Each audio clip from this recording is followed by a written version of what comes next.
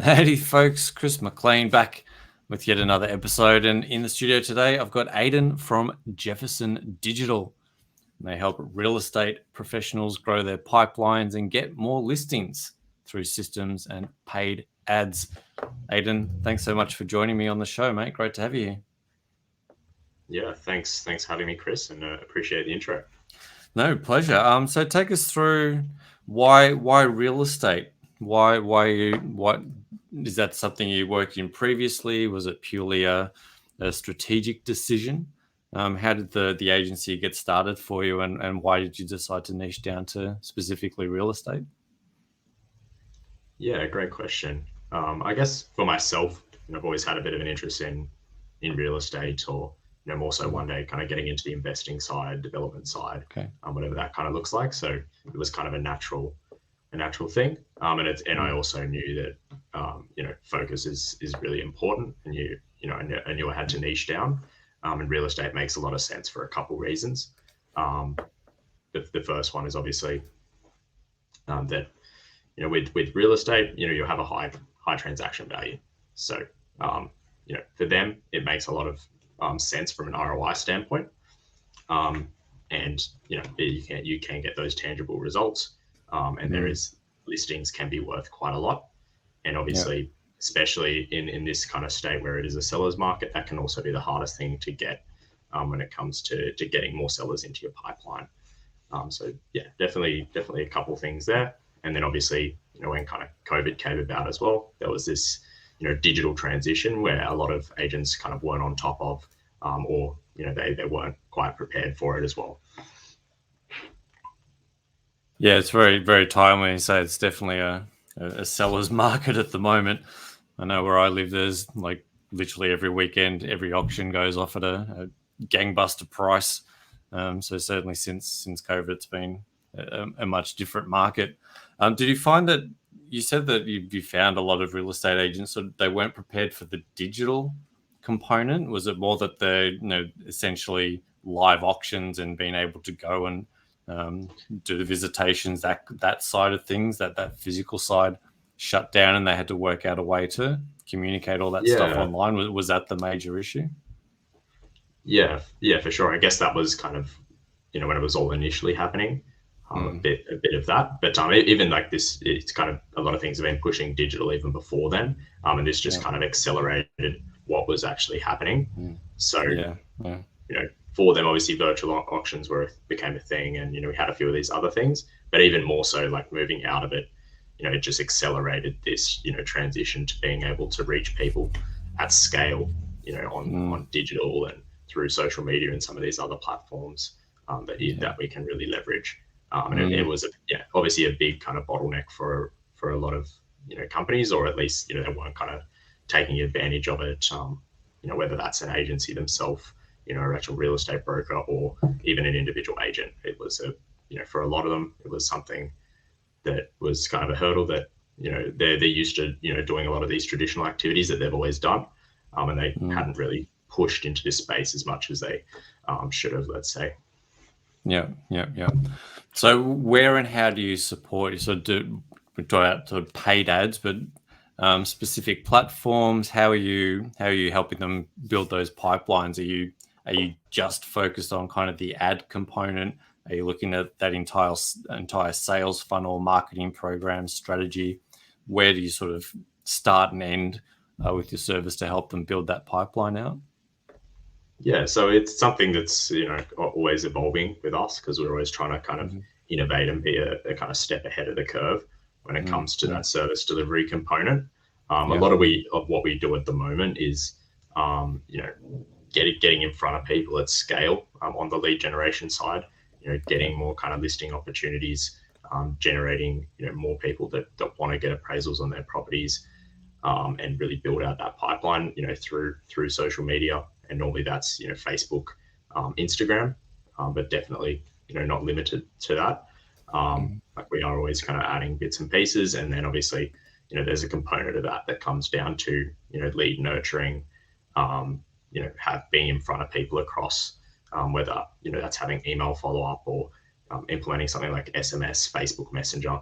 There's a bunch of ways we can kind of have some sort of continued content, So that actually would go along, with their own follow up over the phone as well. Okay, so you're not essentially you're driving traffic to their existing assets rather than sort of providing lead gen and booked appointments, that sort of thing. So you're using social media paid ads to drive traffic to an existing website or an existing landing page or something like that, rather than building that final asset. Yeah. So we kind of generate most of the leads through cold traffic. So we're getting in front of new people, Okay. and typically we use things like chatbots and that kind of thing to actually take them to for someone, make it really simple for someone to actually inquire about if that's an appraisal, about getting an appraisal from that agent, or they're interested in selling. It could be a number of different things, and then obviously you're having a system to send out those inquiries instantly as soon as they kind of come in. So is it really that inquiry management, that communication piece? Is it also, I mean, real estate and investing and buying property, it's such a visual thing, right? You have to go and see the property really to buy it. When that sort of happened with COVID, where it was harder to physically go, how did you tackle that sort of visual component? Was it the communication and inquiries and pricing and that side of thing? Was there a component of how do we show these properties off? How are we ensuring that we're creating that visual engagement that you would get from physically going to a property? Was that something that you had to sort of tackle and help agents sort of pivot with? Yeah. So, I mean, in terms of, obviously we kind of, when we work with our clients, we work pretty closely. So, we'll have a conversation about that. Like, what are you currently doing to actually, present your service essentially, and kind of get over a couple of those barriers. Obviously the biggest thing for them is just, getting their foot in the door in the first place, which is, what having that first component that we provide as a service helps with. And then, if they need kind of extra guidance, we're always happy to kind of help out in that regard, and kind of give any kind of, guidance on what might be necessary there. But, for the most part, it's kind of just getting their foot in the door as that first step, and then they can kind of take that to where they need it to be. Especially, getting their foot in the door, through digital. Yeah, it makes sense. So was this something that have you got a marketing background? Did you sort of study this in uni? Was this something you just woke up one day and went, I want to run an agency? How did the sort of Jefferson Digital, how did the whole thing come about to begin with? Yeah. For me, it was, I've always been, a little bit entrepreneurial. I did business at university. I mean, I'm kind of like a university dropout at this point, but I did business at university. Some of the best It wasn't quite what I was, what I thought it would be. It was a bit too theoretical for me. I'm a bit more kind of want to put my hands on, get into it, and actually build it out. Like that's the thing for me. So since then I had done e-commerce at a small scale when I was a lot younger, and then ended up working for another marketing company in Sydney, and we worked with a lot of more kind of corporate type companies, and I actually did a lot of search ads and Google ads for them as well. Right. So that was like, we used to do like a lot of, well, I actually used to run a lot of the search ads for like the Victorian government. Yeah, right. And that was even up to, and you kind of, so I worked full time for them for quite a while. We also did like Royal Canin, like a pet food company. There were kind of a few of the accounts that I used to work on. And then, kind of before starting, my own agency, and really going all out in that for real estate, essentially. So my background's pretty much, on the marketing side, and had done some study and even e-commerce before that. Yeah, right. Well, what was that point where you went, I'm going to leave essentially corporate or client side and start my own thing? Because that's always it's a big step to take for a lot of people, because you a lot of the time, did you start this kind of as a side hustle while you were still working, or did you do the classic burn the bridges, just go all in? What was your approach to that transition from Yeah, it working for definitely someone else to your own thing? yeah, it definitely took me a while to actually completely come off the job. Yeah. Like I was actually making quite a lot of money with the agency, and it was doing quite well. And I was, very, very overworked by the time I actually cut it off. So I probably should have cut it off earlier. But for me, like from the start, it was always like, look, I there was a point where I had to do my own thing, and I would figure it out, which I eventually managed to do. But yeah, there was times I think, like essentially, like I kind of started this, pretty much, went all out with the, with the agency, and when I was still kind of working, full time, like last year, like around, maybe around like May or March to May, somewhere around that kind of time period. And obviously that was during COVID. We were all able to work remotely, which kind of gave me a little bit more time. But I used to kind of work, 2 hours in the morning before I'd actually have to work for the other company I used to work for, the other agency. And I used to work that on my own agency, do any calls that I could to prospects or whatever it is, just to grow it. And then I used to work like the 8 hours with the other agency I was working for, and then I would do another couple hours on my own, like at night, or it could even be 2 to 4 hours.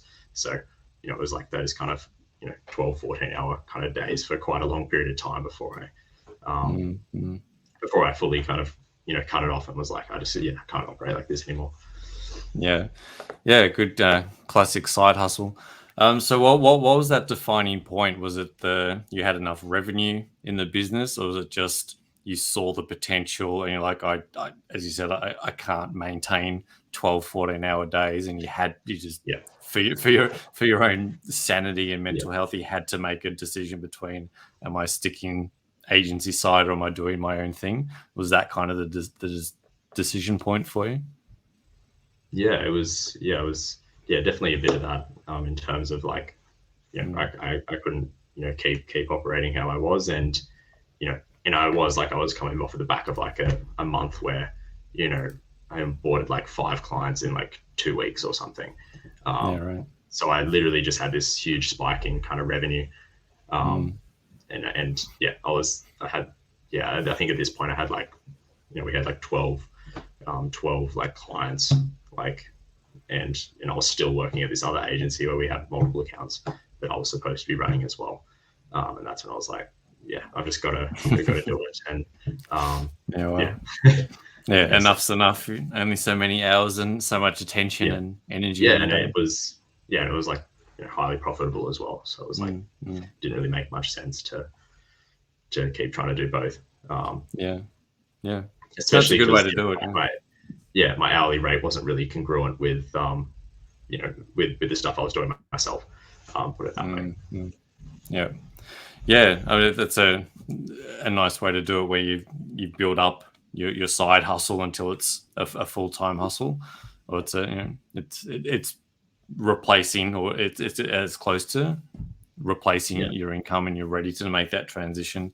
I think it's a very sensible way to do things if you can kind of manage those the mania of those bigger days, and those just the time commitment, and as you said, really getting diligent with allocating that time and saying, right, I'm going to get up a couple hours early, I'm going to do a couple hours in the morning, I'm going to do a couple hours at night, and stick with that over a few months to really build it out. That's and it's hard to do. So a lot of people don't commit that time. Be the task that like kind of moved the needle forward as well, like within those hours that I just had to be consistent with. And obviously, it was something that worked as well because I was remote, and I worked remotely, so I didn't have the commute, I didn't have all these different things. And it was also, I obviously had the kind of work ethic to be able to do it. But obviously it's not something I would recommend to everyone. I know people take different approaches when it comes to starting businesses, and it's an interesting point. I think it's a fantastic time to, as you said, commute times have disappeared. So that 2 hour, some people have an hour, 2 hours just of commute time a day pre-COVID. that's now freed up, a couple of hours to work on something else outside of a job. So yeah, it's certainly there's an opportunity. You see the opportunity in the environment to take advantage. Say, well, look, I've got a couple hours a day where I used to be doing something else, or commuting, or in team meetings, or brainstorm sessions, and all this kind of stuff that wastes a lot of our time. How can I reallocate that time and attention to something that's actually going to provide me long time sort of sustainable growth? Yeah, that was exactly it. Yeah, nice. So where are you at now? Is it just yourself? Have you built out a team? And if not, do you have sort of plans to scale through team locally, globally, VAs? What does that sort of team component and capacity look like for you? Yeah, so we're building out a bit of a team at the moment. So like I've been operating with like a couple virtual assistants for a while. So the business is pretty systemized in that regard. But we've kind of recently brought on like a media buyer, someone that kind of does a lot of the marketing and takes some of the client fulfillment off my hands. And then we're also kind of building out a bit more in terms of on the sales side as well, and a bit of a team around that. So yeah, that's kind of where we're at the moment. So it'll be obviously by the time this probably airs, we'll probably be like a team of probably like five or six in total, all remotely, kind of all over the world kind of thing. There might be some like in Australia, New Zealand, and then obviously other kind of countries as well. Yeah, nice. And is your client base Australia, or do you have a global client base, or is it local to where you're based, or what does your client base look like? Yeah, at the moment it's kind of an even split between Australia and New Zealand. So we've probably got half of our clients here and half in New Zealand as well. Is that because you understand that market and you've got expertise around that, how that industry works, rather because real estate's something that obviously shifts quite differently between countries? Yeah, I mean the market's just obviously a better understanding here, but also it's Australia and New Zealand's a little bit less competitive when it comes to marketing companies than the US, like especially in the real estate niche. And the market's a little bit more mature, so what you have to offer is a little bit more complicated. And like I like simple, so for now it's like we have lots of room to grow still in Australia and New Zealand. Once we max that out, then we can kind of look to the US or Canada or something like that. But we still see a lot of room for growth, here. So any kind of looking anywhere else would be a bit of a shiny object at this point in time. Yeah, it makes a lot of sense. There's massive two pretty big countries, and the opportunity that those both markets are booming in terms of property sales and that side of things are certainly booming at the moment. Do you stay pretty tight on those trends of where the industry is heading? We're in a bubble, we're booming, we're busting. You must need to stay pretty on top of kind of where the industry, the real estate market as a whole is heading, just so you know how and when to communicate for your clients. Is that sort of extra work that you do to maintain that expertise? Yeah, I mean it's more so that I speak to lots and lots of agents. Like I'll speak to hundreds of agents a year. So obviously when you speak to them, you understand like if there's new regulations coming in, there's new changes. Obviously in New Zealand there was a bit of a change in terms of investors couldn't come in and buy things in the same way they were before. And there was some regulations put on that, which slightly affected parts of the market when it came to certain selling kind of certain properties. And I believe that's kind of happened in the last few months as well. Obviously, as a result of COVID and people, there being this housing shortage in terms of there's plenty of buyers, but just not as many kind of listings available for people to actually get into. So obviously that's why they kind of pushed out the investors. So yeah, different things like that. But it's just because I speak to obviously our own clientele, but also new people that I kind of speak to every day, really. And is that you? Yeah. And do you sort of pass that through your team as well as you're sort of building this team out? Is that an important component to have across your team? Is it necessary that your team knows that stuff, or do they just need to know the tools and tactics of running the campaigns, doing the sort of technical work, or would you prefer them to have at least an understanding of that industry, that market, kind of where things are going? Is that something important to bake into your team, do you think? Yeah, I mean, yeah, definitely to a certain extent. I mean, obviously, there's things that's important for them to know, things that, depending on the role, isn't as important for them to know. But generally, that's something, we might cover in like a, team meeting if like I see that something's, going a certain way and we need to look to make these adjustments to that as a result, or, we need to test something more here, or maybe it's a new channel, maybe it's a new way of capturing the leads. It could be any number of kind of different things there. Yeah. Makes a lot of sense. So in terms of where are things moving for you, do you think, in terms of, is there a new platform? Is there a new way of engaging? What are sort of the coming trends sort of in this, particularly in sort of real estate and the niche you operate in ads? Is Facebook looking like it's the place to be? Is something like a TikTok or a Clubhouse, are these sorts of platforms evolving as viable channels for your industry? Where do you see sort of the things moving over the next 6 to 12 months in terms of any sort of insights or trends that you see coming through? Yeah, I mean, there's definitely, I mean, it's kind of always in flux. I think, obviously building out, I mean, obviously this is the era where, like, if you're a media company, obviously you have a lot of influence. So like, if obviously kind of people with their own, having their own branding is definitely something to kind of move into, where, they have their own channels of reaching people, whether that's kind of through YouTube, and obviously, on some of these channels you can get, more, you can get leads that are more referral like, because they've been, indoctrinated with your, content. Really, that could be, on any channel, but I think that's kind of becoming more and more important as well. So maybe that's something we'll kind of move into at some point, or, have some way we can help agents with that too. In addition to, just the lead generation, and some of these other things where we are kind of building the pipeline, but also, helping them to, understand that they kind of have to have their own way of reaching an audience, and getting that kind of influence as well. Yeah, right. So building influential personal brands, essentially. So they're having their own individual brand as an agent that then they can sort of push across to their business asset. Yeah, I could see that could be a very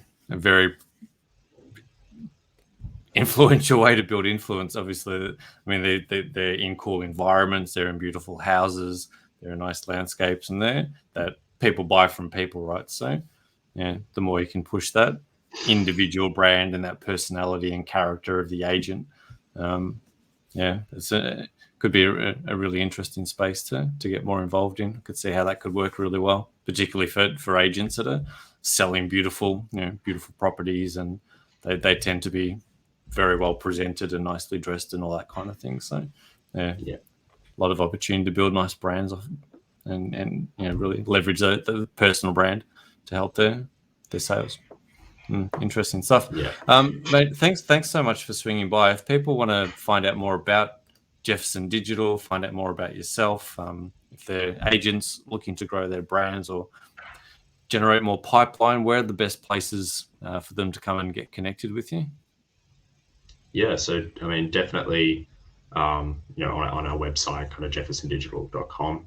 Obviously, that goes into a bit more about what we do and how to actually kind of get in contact with the team.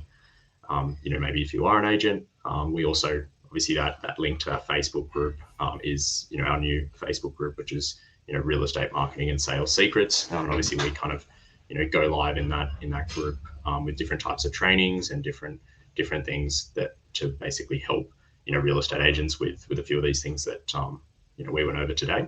And if ever want me for anything, probably the best way to find me is probably my Instagram. So that's just the Aidan Jefferson's the handle there. So just shoot me a message on there if you have any questions or anything like that as well. and I'm kind of happy to help you out over there.